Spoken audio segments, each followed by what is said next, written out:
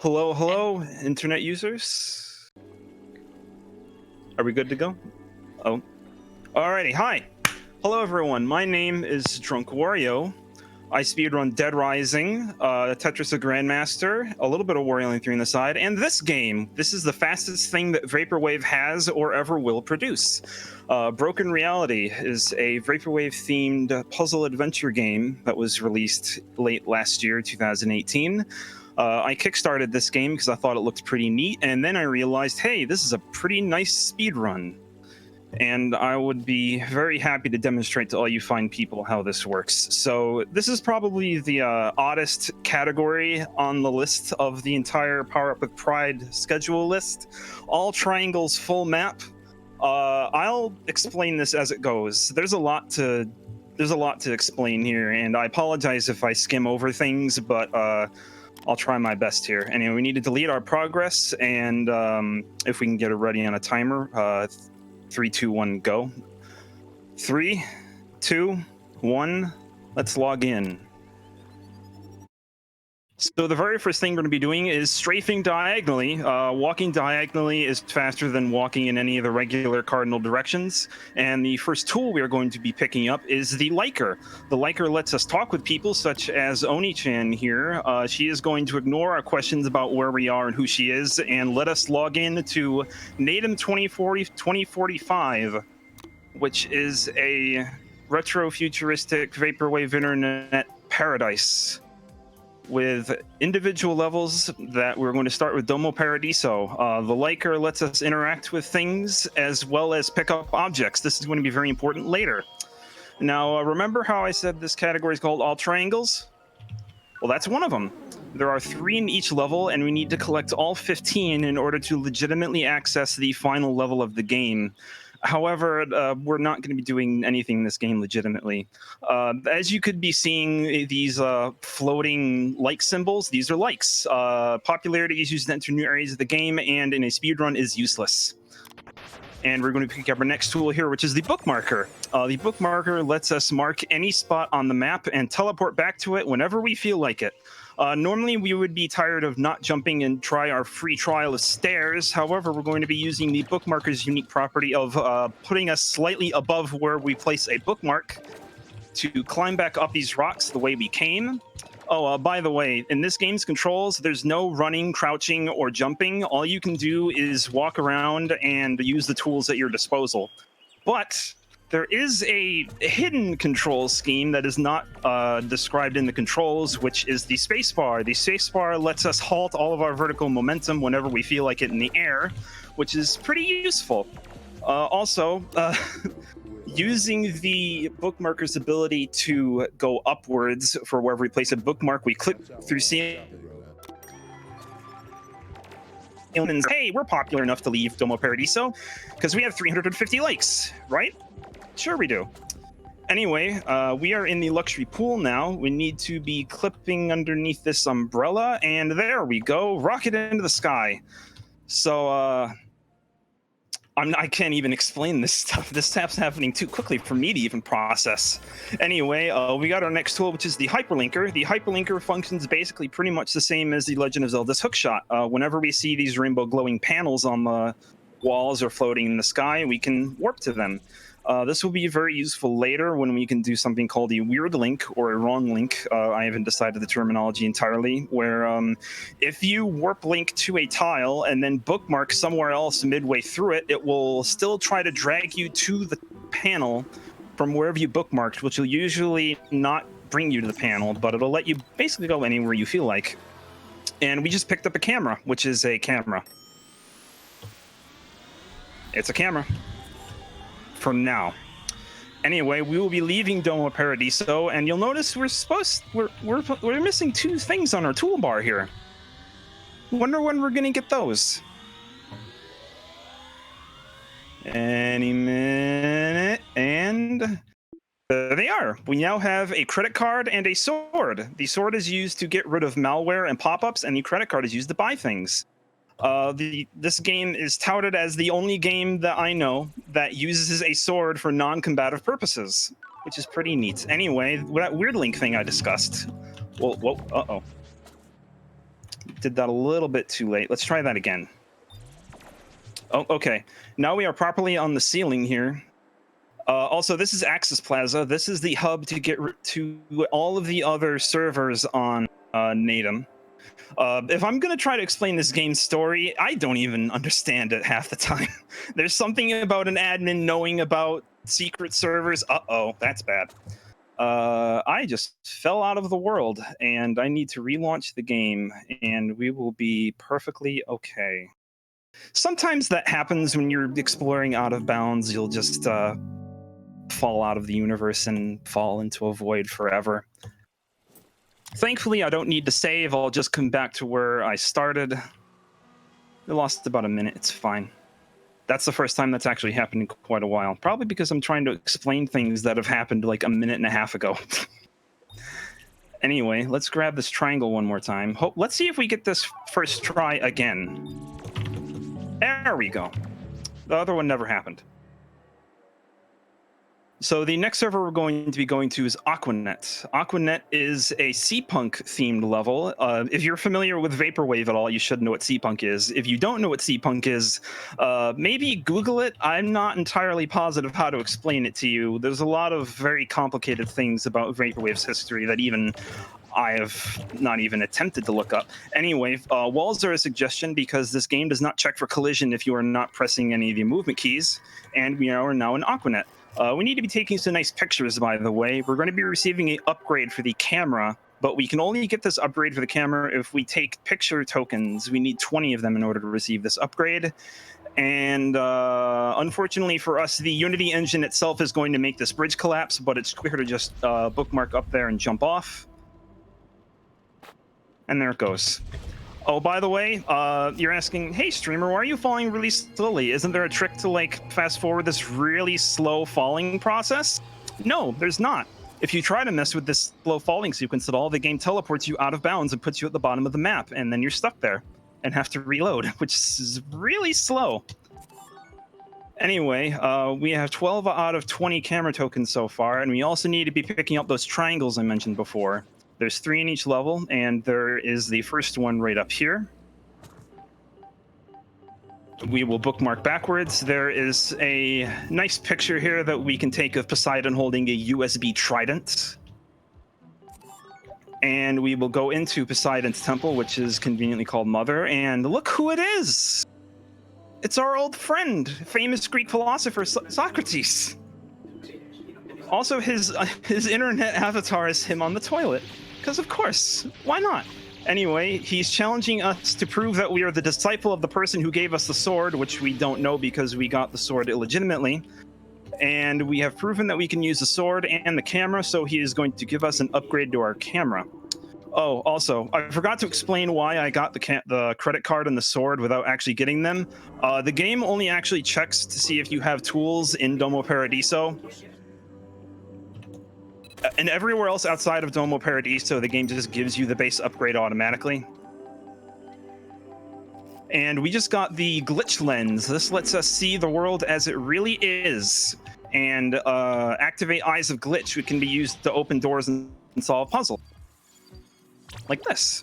Oh, by the way, coming up in about 2 minutes, there's going to be a somewhat regular, standard, kind of boring algebra problem. I would like a little bit of audience participation with this. I have a mathematics degree, and I can do these algebra problems in my head. However, I would like anyone in chat to try to solve these algebra problems before me. I will tell you what the algebra problem is right now.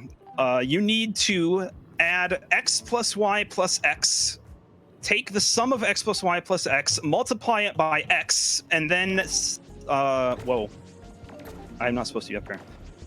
Once you have that product of x plus y plus x times x, I keep coming up here. I'm not supposed to be doing that. Maybe I should stop talking and try to focus on this, because this clip is rather hard to do. There we go. Yay, there we go. Now we're rocketing into the sky. I need to be far enough away from this bridge or else my bookmarker will disappear, because there is a bookmarker kill plane all along that bridge. Anyway, the sum of x plus y plus x, multiply it by x, and then add y. Anyone who beats me, I will donate $2.50 for each person that beats me. So X is 7 and Y is 1. Use a calculator, do whatever you feel like. But we need to solve 3 algebra problems. So we need to do 7 plus 1, which is 8. Then we need to do 7 plus 1 plus 7, round up if odd, which is 16. Oh, by the way, I'm getting into debt by buying these things, by the way. So then we need to do 15 times 7, which is 150, 75, 95, 96. I always get these problems wrong in marathons, and I swear to God. Yep, I got it wrong. I would like to reset the units, please. I always get too nervous when I'm doing these. I'm sorry. So we need to do 15 times 7. 15 times 7. It's not 150, it's 105. What am I doing? It's 106. Why did I think it was that high? Anyone that said 106. Congratulations. Every time I have run this game, I've gotten the math problem wrong. I don't even try. I could easily make a cheat sheet for this game and just make it really fast, but no, I have to do it in my head every time. Also, this is us. It's supposed to be a robot Shiba Inu, but it's mislabeled as us. So we're talking to ourselves. That is all the way down at the end of that hallway. And the only reason we need to even do the math problem and come all the way down this hallway is that there is a triangle located in this tucked away little corner right over here. And now we will work back to where we were, and we have all 3 triangles in Aquanet, and we have no need to come back here anymore. So now that we have the glitch lens, we need to go back and do a few things, because there are triangles that I could not get to in Domo Paradiso and Access Plaza without it. And once we get the glitch lens, we can actually take pictures as fast as we can click, which is a pretty neat feature for a camera. I wonder when people that make cameras are going to get on that. So there's a warp panel over here that was activated by us chaining those 3 together. Now we chain these 3 together, and it makes another warp panel, and the triangle is all the way up here. And we are going to walk into the loading zone of Domo Paradiso backwards, because why not? We're going to set a bookmark up here so we can come back later, and we need to activate the glitch eyes that were here the whole time. Oh, one more. There it is. This is the new route that I'm taking. Usually I get this triangle before getting the camera, but I think it's faster to get this after in the backtracking trip. Anyway, there's one more we need to get in this nice pool here. Unfortunately, the glitch lens makes the water a bit discolored. Where's the last eye? There it is.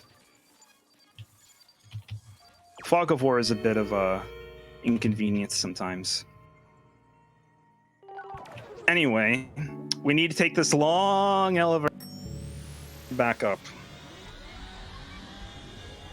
Oh, by the way, the math problem, the algebra problem is the same every time, but the variables are different. So that's why I can't just memorize the answers in my head. Well, I could memorize the answers in my head if I wanted to, but that wouldn't be fun. And that wouldn't be variable time loss to make my PBs have room for improvement.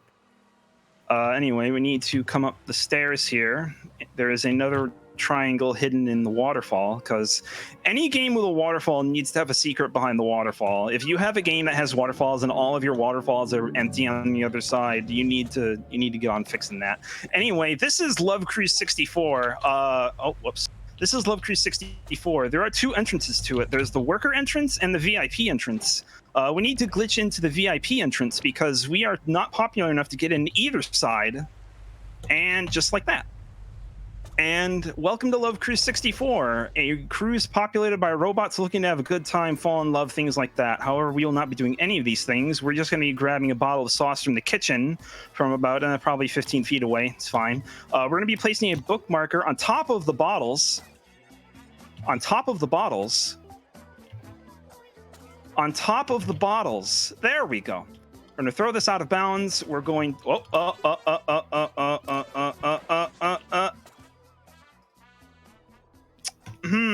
I'm not supposed to be here.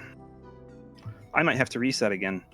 That's also a harder trick. There's an easier variant that I could go for that is slower, but I tried to do that and I failed. So I need to Alt F4 again because I was soft locked. This game is pretty broken, as you can tell by the title. Makes sense, right? But we're fine on Love Cruise 64. We're going to leave because this is the employee entrance. We just need to go back to the VIP entrance again. This is why I have the estimate set so high. The world record that I have for this run is 22 minutes, more or less. And a lot of things can go wrong very easily because Unity physics is not anyone's friend. Let's try this one more time. We can go the fast way, actually. Or the slower way, that's safer. I don't want to use the vegetables. No veggies. We'll throw these up here. We'll catch our own pass. Yay. Can I... Yep, there we go. You can see me just, like, violently ejecting myself in one direction whenever I run across these objects. That's normal. Okay, we are in the suites. Thank God. So the reason why this Out of Bounds is really hard is that Love Cruise 64 is the only level in the game that has a higher terminal velocity for falling. Like, it's like 5 times faster than anywhere else in the game, and I think it's because there's a secret slide you can go down that's really trippy, and if the terminal velocity wasn't high, it would take forever.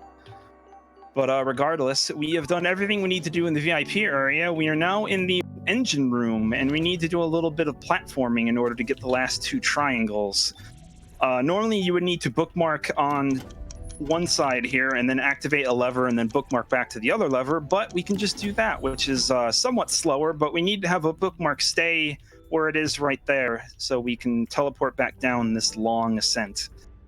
Anyway, one of the only few uses of the sword we're going to see is by getting rid of these blocks of garbage that say that we won a prize and that we need to click here to claim it. But when I click it, it disappears. That's not fair. So we're going to bookmark up here, or hyperlink up here, excuse me.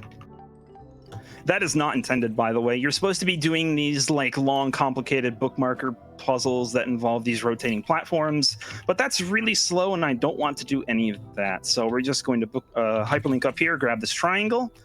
We're going to activate this lever, and there is another triangle. This was the hardest triangle for me to find because this took me like 3 hours. Because I didn't understand that that lever actually lowered a glass window that I thought was just some weird glitched out wall. Anyway, now we are properly done with Love Cruise 64, and we need to go on to the next area of the game, GeoCity. If you're familiar with GeoCities, I'm sure that you would love this section. I'm also sure that if you love a certain movie called Blade Runner, you would also love this. Or a famous Vaporwave album called Birth of a New Day by 2814. If you're interested in Vaporwave, for the love of God, listen to Birth of a New Day by 2814. It's the best album I've ever heard from them. Let's see what non-sequitorian line of dialogue we get. Can I get the one that's my favorite?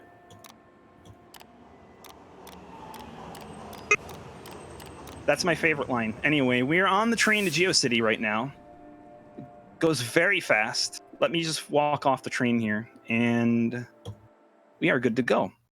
So GeoCity is the hardest part of the run because it involves empty cans of Arizona tea. Arizona tea is a very volatile substance in this universe. It can very easily throw you out of bounds, and it can very easily throw itself out of bounds if it feels like it. And what we need to do in order to do this level quick is place bookmarkers on top of cans, stand on top of the cans, and then grab the can, which causes us to accelerate upwards extremely quickly to the point where we can throw the cans upwards on... Oh, that can just fell out of bounds. That's bad. Remember how I said the cans in this game act really weirdly? Or thrown objects act really weirdly? Sometimes the cans just fall out of bounds for no reason, and you just have to, like, sort of deal with it. Anyway, let's try this again. Hopefully this can doesn't kick me out of bounds. Good, okay, we're good to go. So we're going to set another bookmarker on top of here. We're going to can jump this way. Can't see anything. There we go. Okay. So we need to can jump this direction, not go too far. Oh, by the way, remember how I mentioned that clicking spacebar cancels all your vertical momentum? When you're can jumping, it doubles your horizontal momentum, but only when you're can jumping, which is not an intended feature. I don't know why it does this. I don't know what gosh dang thing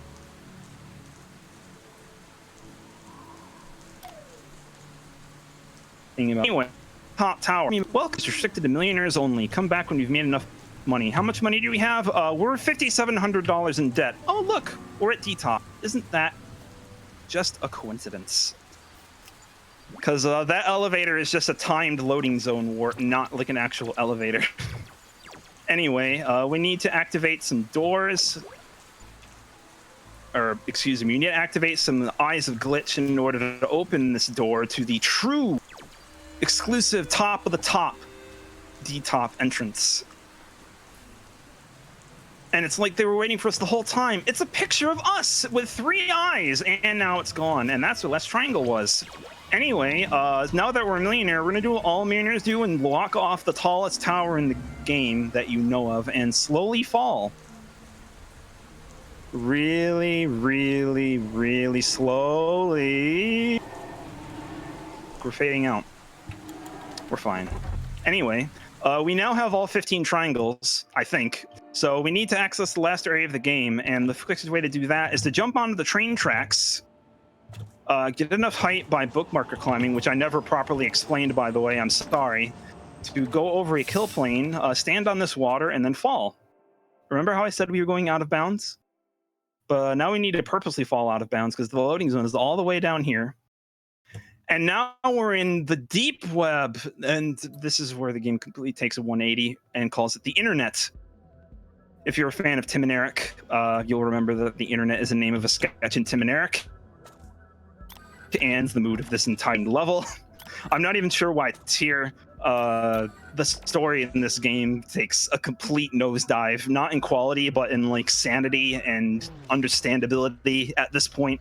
But regardless, by an amazing coincidence, the schedulers of this event have made an entire block of games with 2 things in common. They're either a Mario game or there's orbs involved. Child orbs. It doesn't make sense to me either. I'm sorry. Oh, I need to go up. There we go. So there are 13 child orbs, or chorbs, as I like to call them, in this level, and we need to grab all 13 of them. Because remember how this category is called full map? There are 2 separate categories for this game, because you need to collect 2 parts of the map, because we have no map right now. We need to collect 2 parts of it. There is full map, which has you collecting all of the child orbs to completely complete the map. And there is guest percent, where you get this half of the map from the fisherman, who you were supposed to talk to because he's an important character in the game. He gives you a map half for free by talking to him. And you have to get the other map half by guessing, or you would have to get the other map half by talking to someone after you gather all 13 child orbs.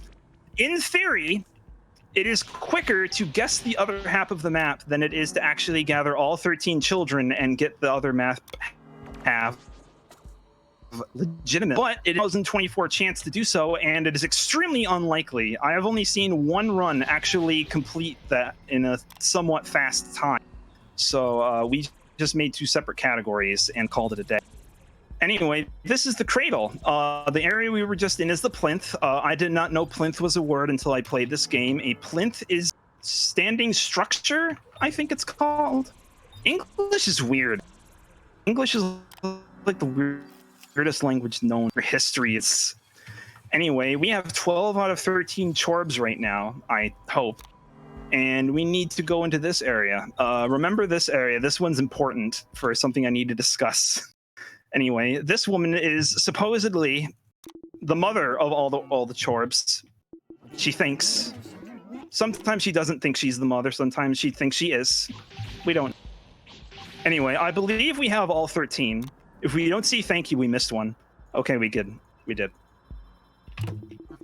All right, we have all of the chorbs. We have all of the maps. We are good to go.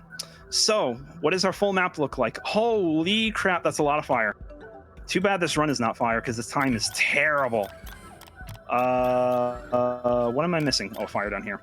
Anyway, so as you will see, coming up, we've just been teleporting around a bunch of disjointed rooms, areas that basically have nothing to do with each other right about now. This is extremely important. If anyone would like to join me in speedrunning this game, there is a theoretical skip which we can do to skip all of the map halves and just teleport right into this final sphere down here, because all of the areas in this game are disjointed spheres. That sphere right there is the one where we turned in all the chorbs and is the closest one to this giant white and black sphere down here, which is where we need to go. If anyone would like to speedrun this game, I need to get over the death wall. Getting over the death wall would save probably like 3 minutes in a 20-minute run, and would just be fantastic. I have gotten extremely close because I've gotten to the point where I can get inside the sphere, but I get stuck behind invisible walls that prevent me from getting into this giant triangle, which does this.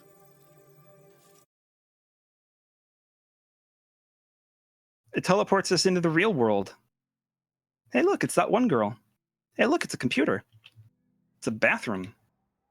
Oh, look, the computer turned on. Hey, it's the game we're playing, but it stopped working. And we need to handle this unexpected error by shutting it down. Can't be undone. Cancel it. Too late. Oh, no. And time, by the way. I forgot to mention that. I apologize sincerely. Also, the bitrate is dying.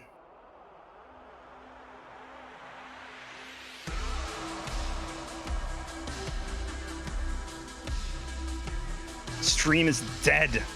Anyway, that's the credit sequence. It takes like 8 minutes and you can't skip it, so I'm just going to do myself a favor and stop the loud audio that wasn't balanced properly and show proof that I did in fact gather all 15 triangles.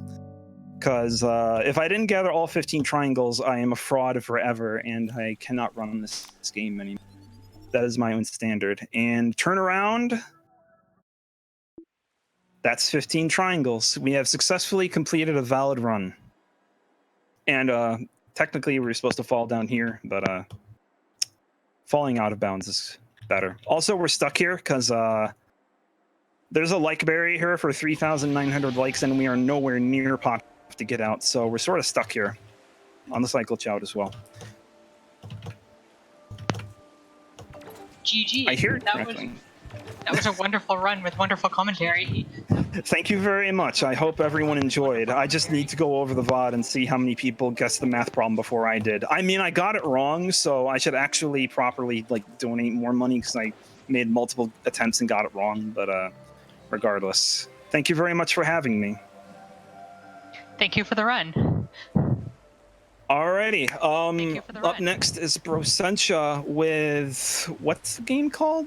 I know it starts with the Drelbs. That's what it's called. It's on the Commodore 64. That's interesting. Looking forward to that. Should be another amazing run. Yes. Thank you very much for watching, everyone. I hope if you want to speedrun this game, I have guides on speedrun.com that go into depth with the basic tricks. It's not as hard as it looks. With a little bit of practice, you too can be speedrunning the fastest thing that Vaporwave has ever made. But there is no Discord yet, though, because it's only me and one other guy, Dubuflu. Shoutouts to Dubuflu. He found like half the skips in this game. Also, shoutouts to Chillzone and Jonathan Antoine. I'm going to a concert for him tomorrow, but I believe on Amazon now. But yes, if you want to speedrun Broken Reality, if I see more people running this game, I will make a Discord and we'll all have a fun time. But I'll stop hogging the mic now. Thank you very much for having me one more time. Thank you so much for the run. And I will Thank you for joining off. us here. Thank you so much for the run. Thank you for having me. I hope the rest of the marathon goes better than my run.